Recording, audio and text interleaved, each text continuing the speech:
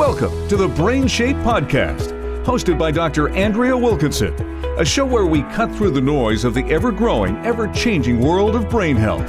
What works and what doesn't, what's fact and what's fiction. We look at tips, tools, and techniques backed up by real scientific studies to help you keep your brain healthy and hopefully have some fun along the way. Now, here's your host, Dr. Andrea Wilkinson. You're listening to the BrainShape podcast, episode number 30. The next 3 episodes will be a series that discusses the impact of lifestyle factors on the health of your brain, your cognition or mental functions, and the development of dementia. Specifically, we'll be talking about 4 lifestyle factors that impact the health of your brain: sleep, exercise, staying socially engaged, and your diet. Our guest, Dr. Mylea Charvat, is the founder and CEO of Savonix, a digital cognitive assessment company. Dr. Charvat completed her fellowship in clinical neuroscience at Stanford University. At Savonix, Mylea drives strategy to address dementia globally with business and clinical leaders. She works as a domain expert in digital cognitive assessment with a variety of partners, from Boston University to Fortune 50 CEOs, seeking to detect and prevent cognitive decline and dementias. In today's episode, we will cover part 1 of this 3-part series, where you'll be introduced to Dr. Mylea Charvat and her story. We will also talk about cognition and the important role it plays in our everyday lives. Finally, we'll cover the first lifestyle factor that impacts the development of dementia and the health of your brain: sleep. Before we get started, I just want to say how grateful I am that you have chosen to spend your valuable time with me. Whether you're listening while in transit, at the gym, or while taking a walk, I appreciate you being here so much. I also want to remind you to send me your burning brain health questions for our new segment called Andrea Answers. You can email me your questions at andrea@brainshape.ca. I'm so looking forward to hearing from you. But let's get back to today's episode. Here we go. Here's Dr. Mylea Charvat. Hi, Dr. Charvat. Thank you so much for joining me on the podcast today. It's great to be here, Andrea. Thank you for having me. So I'm wondering if you can start by telling the listeners a little bit about you and your history. Oh, wow. Sure. So I really became interested in cognition when I was a teenager. My grandmother started to exhibit signs of dementia when I was around 13 years old. And I didn't know the word cognition. I didn't understand that. That hadn't entered my vocabulary. This was the mid-'80s. She went on to be diagnosed with Alzheimer's disease. With what I know now, I think it was probably a vascular type dementia, but it really affected me. This was a woman who had really taught me a lot about my own family, a lot, recipes, and we had spent so much time together. She lived with us. And all of a sudden, everything that she knew that she had taught me, she was forgetting. And then when she was placed in a home, eventually near our house, so I visited her very, very frequently. One of the things I noticed was how many other people were there that didn't have visitors. And the cruelty and the loneliness of this disease, of Alzheimer's disease, I was really struck by that. And even at 13, I recognized that we all deserve the right to age with dignity, right? And I thought to myself, I want to grow up and be part of solving this problem. And I didn't know what that really meant. And I ended up in neuropsychology as a field instead of, say, neurology. Or another discipline. And I spent years in that field. But then there was an aha moment when I was at Stanford where I had this realization that if my grandmother were alive today, it would have taken her months to get an appointment to see me, because there's very few neuropsychologists in practice in the U.S. And if she did get that appointment, she probably couldn't afford me. Right. And I realized that, and I realized what I wanted to do was actually make what I did as a neuropsychologist accessible and affordable to anyone, anywhere in the world. And at thousands of dollars for a consult, that's not real. And so I was living in the heart of Silicon Valley and started talking to people in the gaming and software industry about how do we productize big pieces of neuropsychology so that everyone can get access to testing of vital cognitive functions like attention, different kinds of memory like working memory and verbal memory and spatial memory, and things also like social cognition, things like emotion identification and impulse control. And so I left Stanford in 2014 and founded Savonix in 2015. Wonderful. So I'm wondering if, because you explained how as a younger child and young teenager, you didn't really understand the concept of cognition. I remember this as well when it was first introduced to me during my academic career. And so can you just explain to the listeners who might not understand this term cognition, what that sort of means in lay terms? Oh, it's such a difficult thing sometimes to explain to people, but I think perhaps one of the best definitions is the mental action or process of acquiring new information or knowledge, right? So things like learning and learning through experience, and then encoding that. So making that part of your memory. Mm-hmm. This is what makes it possible for an octogenarian to remember kindergarten, right? If you think about that, that's pretty incredible. And so it's the brain's process of storing and creating knowledge and then utilizing the brain's functions to carry out the activities of daily living. So a good example of something like procedural memory, which sounds like a big fancy term, is riding a bike or driving a car. Every time even if you haven't ridden a bike in 20 years, when you get on a bike, you don't have to mentally tell yourself every 2 seconds, push the pedal, right? You have procedural or what we call muscle memory for that. Right. And so that's a really, really good example. And then other things are, remembering faces and names, remembering your shopping list, carrying out those basic activities of daily living. Right. And so you talk about sort of cognition being the fifth vital sign. So can you talk a little bit about that and the role that cognition plays in treatment and disease? Absolutely. So, there's a lot of ways that cognition impacts disease and that disease impacts cognition. So, for instance, having diabetes triples your risk of developing Alzheimer's disease. I think a lot of people don't know that. There's a huge relationship between hypertension and the development of dementia later in life. Mm-hmm. And so when we think about the relationship of cognitive function to overall health, it's actually really important. We measure our blood pressure pretty regularly. Most people know their blood pressure, but they don't know their score for working memory.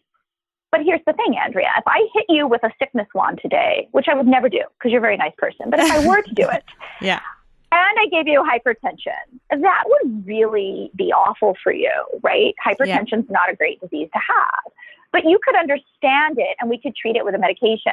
And you could go about your daily living. You could still remember your grocery list and carry out the things that you need to do day to day and live and take care of yourself. If I hit you with that same sickness wand and I impaired your executive function and your working memory, you would not be able to care for yourself. Right. You would not be able to work, take care of your family, and engage in your hobbies, drive a car safely. And so when we think and talk about cognition as a vital sign, it's because literally it is so core to things like memory, identity, and the ability to simply carry out our daily lives. Right. And so can you just explain for the listeners how it is that diabetes is linked to an increased risk of dementia? Because I find that so interesting, and I feel like that knowledge is just starting to be talked about more. So can you just explain what might be driving that link or what the relationship is from your perspective? Well, there's a lot of question marks about this relationship. And the obvious answer is that it has something to do with brain glucose metabolism, right? Mm-hmm. And so I'm not an expert on diabetes, and I do not purport to be an expert on diabetes in any way, shape, or form.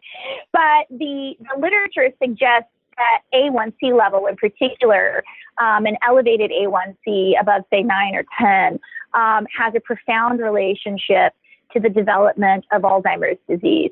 And there's a lot of thought that goes into this. I think just to step back and talk about it at a more integrated or holistic level, a lot of times we think about the body as these distinct organs or systems that are siloed, our cardiovascular system. And we understand that that's our veins, our arteries, our heart, our lungs, right? Mm-hmm. But I think what is important to understand is that system doesn't exist in a silo.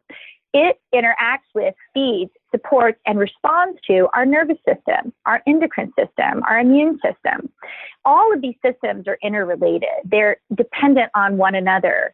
And if one of them is diseased or broken, then the other ones are going to be affected. And that's really the easiest way for me to think about it. It's like if I were to use an analogy of a car, if the brakes go out, it doesn't really matter. It affects everything. You can't drive the car safely if the brakes are out. Same thing for the drivetrain, right? So when one thing breaks down, it affects the other things and their ability to function normally. Right. So we know as people get older, there is oftentimes an increased risk of falls if people become more frail and they lose muscle mass. And there's an interesting link between cognitive functions and fall risk. So can you tell us a little bit about that? Yeah, cognitive impairment. And when I first saw this data, I was like, wow, this is really interesting. Cognitive impairment of any kind increases your risk of a fall if you're over 65, 5x. So 5 times more likely to experience a fall if you have cognitive impairment. And 22% of patients who experience a hip fracture have cognitive impairment after that fracture. So we're looking at the interconnectivity of our musculoskeletal system with our neurological system. Mm-hmm. And because of this, those patients are 95% less likely to successfully complete rehabilitation. So if you develop cognitive impairment after your hip fracture, you are 95% less likely to be able to successfully rehabilitate after that fracture. And this has profound implications for illness, but also for mortality, because we know that falls also place people at increased risk for early death. So these things are all interconnected with one another. Yeah. Definitely. And so when we talk about cognitive impairment, so our mental functions change to a point where we're less able to complete our activities of daily living. I talk about sort of aging and cognition being on a spectrum. So you have the normal, healthy aging, and then in the middle, you have cognitive impairment. So those are some sort of changes to memory performance that begin to appear. And then on the far right, I think of dementia as in the more severe types of cognitive impairment. And so can we talk a little bit about dementia? And so this is the far right. It is not a part of normal aging, but it is very serious cognitive impairment that severely impact your ability to perform activities of daily living, and why it's so important for us to think about prevention when we talk about the development of dementia. I love this topic. I think, there's so much hope right now in this space. And there's a shift in thinking that you're seeing in the scientific community that is now, I think, beginning to make it into the mainstream dialogue about dementia, including Alzheimer's disease. When you attended the Alzheimer's annual conference 10 years ago, all of the presentations and the discussions were about things like biomarkers, tau, amyloid, plaque. Now, when you attend, it's Mia Pelto talking about the finger trial and how lifestyle factors influence the risk for and the progression of cognitive decline and dementia and the risk factor. You're seeing studies of moderate to late stage Alzheimer's that show that the simple introduction of an exercise routine can cause neurogenesis in even the brains of people that are elderly, over 70, 75 years of age. And of course, 20 years ago, nobody even believed neurogenesis was possible in the adult brain. This is revolutionary. And there's been such a focus on genetic risk that I think a lot of people started to feel like, well, if I've got the gene, that's it. But, neuroscience experts and genetic experts know that gene activation is context dependent. That's fancy speak for that gene is going to turn on or off based on what you do, right? The environment you live in. And that can be as varied as things like diet, stress levels, early childhood education, we know creates incredible cognitive reserve that reduces long-term risk of dementia. And so I love to make the breast cancer comparison. 30 years ago, the thinking was that your risk for breast cancer was about 70% genetic. And then we did huge population studies and we looked into breast cancer. And in fact, now we know that the genetic risk for breast cancer accounts for between 5 and 10% of your risk, and that 90 to 95% of your risk for breast cancer is wholly driven by lifestyle. It's driven by what happens in the womb, epigenetic changes, environmental impact on genes, right? And so you can't separate gene environment. You can't separate that, right? Because they actually affect one another. And to me, this is really promising because what this tells us in Alzheimer's is what we do, what we choose matters, right? If I put that deep fried, whatever sugary in my mouth, that impacts me if I choose the lettuce or the kale, right? Or the olive oil over animal fats. If I exercise every day, which I do. I swim and I run every day, an hour every day. And people tease me constantly, oh, you do it to stay skinny. I don't. You can't outrun a bad diet. That's not how you stay thin. I do it because I have dementia in my family. And I know that by doing this, by making that an active choice every day of my life, I am significantly reducing the likelihood that I myself will suffer with dementia when I am older. So for me, that's the hopeful part. Yeah, absolutely. And then there's amazing sort of benefits on the side, which include, you physically feel better, you have more mental energy, and you look better, you have muscles, and all the different components. And it's like, there's all these like wonderful side effects in addition to reducing risk for dementia. So it's like, why would we not do it? I think it's a little bit of time and lifestyle, and there's a lot of reasons people don't, but I'm hoping, but we're seeing an increase rate in people being more physically active and aware and eating healthier. So I find all of that really promising. Yeah, definitely. So you talked about some lifestyle factors that impact the development of a dementia. You talked briefly about exercise and diet. So there's also sleep and staying socially engaged. And so I'm wondering if we can go through each of these lifestyle factors in turn and talk about them a little bit more in depth.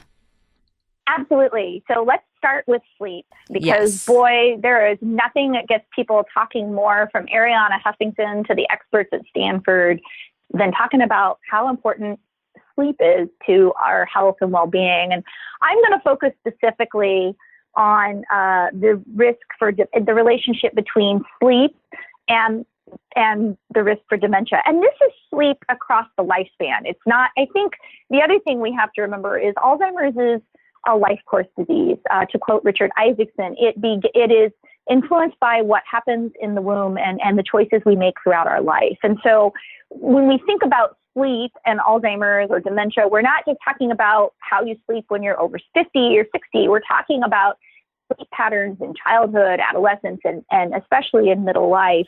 Mm-hmm. So what happens during, and the scientists that are listening their hair is going to set on fire because I'm going to try to talk about this in some really simplified terms.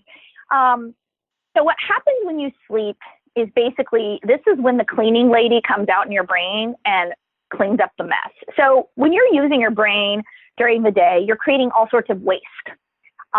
And what happens when you sleep is these amazing cells called glial cells that only turn on when you experience deep sleep. Come on, they turn on and they just hoover up all the junk in your brain, the plaque. And so during a good night's sleep, your brain has time to flush out all this plaque and toxins that you build up during the day. And beta amyloid in particular, which is a huge risk for Alzheimer's, is flushed out. And even after one night's sleep deprivation, the studies have shown a 5% increase in one night in plaque accumulation. But the good news is the brain can bounce back. So catch up on the sleep the next night, right? If this is a rare thing where you lose sleep, probably not a big deal. But what I see, and I saw in a lot of my patients when I was practicing, were people that had chronic sleep deprivation. And this creates a buildup of additional plaque over time that puts the person at incredibly increased risk for the development of Alzheimer's disease in particular. And animal models have mimicked this, where mice that sleep well have lower levels of plaque in their brains. And the toxic presence of plaque hinders things like memory formation and, get this, reduces your likelihood of having good sleep quality. So it's just this vicious cycle of self-reinforcing negativity when we become chronically sleep deprived. Yeah. And so, and that usually leads to, okay, how do I improve sleep? Well, I'm going to talk about what we know from decades of sleep studies, which is you need a quiet, dark room. So blackout curtains, quiet. You need to control the temperature. So ideally in the, mid to upper 60s. So like 65 to 68 is ideal. And this one is always controversial. No electronics in the bedroom. That means televisions, iPads, phones. Get an alarm clock that's not your phone. If you have to use your phone, put it on airplane mode so it's not transmitting. And I often get a lot of pushback on this. What does that have to do? Guess what? The data don't lie. In study after study after study, the mere presence of electronics in the bedroom interferes with the brain's ability to sleep. We don't know why. We just know it's true. The bedroom needs to be set up for sleeping. Yeah. And in order to do that, it's important to get those electronics out of there. The other thing that's important is a regular schedule. Even on the weekends, going to bed and waking up at roughly the same time, because the body creates circadian rhythms that it begins to understand and live by. Mm-hmm. And it's important to set a regular schedule. Avoid caffeinated drinks after noon.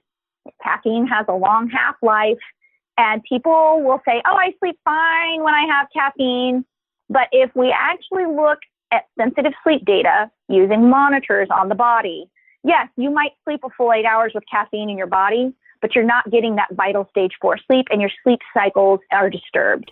Right. So, I always tell people, you know what? I know you think you're different, but turns out if we put you in an fMRI machine, your brain looks just like everybody else's. You're not that special. Your brain responds to caffeine too. I don't care what you think. Exactly. You gotta do the right thing.